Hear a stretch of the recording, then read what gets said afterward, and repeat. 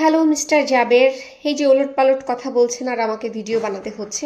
আপনি কি তা বলেছেন? আপনি বলেছেন যে হয় জুলাই থাকবে, নয়তো হচ্ছে মুজিববাদ থাকবে। মুজিববাদের প্রশ্ন কেন আসতেছে? যখন আমরা হচ্ছে 1971 সালকে নিয়ে কথা বলবো, তখন হচ্ছে শেখ মুজিবুর রহমান আসবে, জিয়াউর রহমান আসবে, ওই সময়কার যারা যারা ছিল, মাওলানা ভাসানী আসবে, যারা যারা ছিল, মোট কথা তারা সবাই আসবে। এখন হয় তুই বাংলাদেশে থাকবি অথবা বাংলাদেশ থাকবে, হয় জাবেরের মতো খুনিরা বাংলাদেশে থাকবে অথবা আমাদের দেশটা আমাদের মতো করে থাকবে। আজকে যে তুই বলতেছিস যে দিল্লি না ঢাকা, ঢাকা না দিল্লি, এ ধরনের স্লোগান আমিও দিছি, কিন্তু কথা এই যে আজকে বাংলাদেশ থেকে যে জ্বালানির জন্য ভারতের শরণাপন্ন হচ্ছে, এক্ষেত্রে তুই কি বলবি?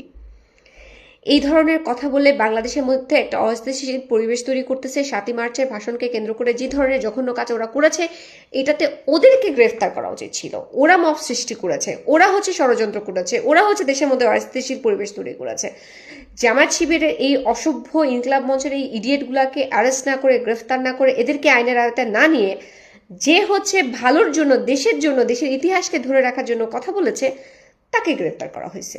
তাহলে বাংলাদেশের মধ্যে দেখা যাচ্ছে যে রাজাকাররা হচ্ছে এই দেশটা চালাইতেছে, আর যারা হচ্ছে দেশপ্রেমিক অরিজিনালি, তারা হচ্ছে জেলের মধ্যে পচে মরতেছে। তো এগুলি আমাদের দেশে হইতে দেয়া যাবে না। জাবের গং, জাবের ঝুমা, ইনকলাব মঞ্চের টিটালা যে ছেলেটা, এদের সবগুলারে হচ্ছে প্রাধান্য দিতে হবে। এরা বাংলাদেশের মধ্যে মব করতেছে, এদেরকে হচ্ছে আইনের আওতায় নিতে হবে। আর যারা হচ্ছে বাংলাদেশের মধ্যে শান্তি চাচ্ছে, যারা হচ্ছে বাংলাদেশের পক্ষের মানুষ, যারা হচ্ছে 1970 পক্ষের মানুষ, যারা হচ্ছে আসলেই দেশপ্রেমিক, তাদেরকে সর্বোচ্চ সম্মানটা করতে হবে। জুলাই গণ অভ্যুত্থান করে এরা কোথায় ছিল? জুলাই গণ অভ্যুত্থানে এই সমস্ত নারীরাই তো জুলাই গণ অভ্যুত্থানের রাজপথে ছিল।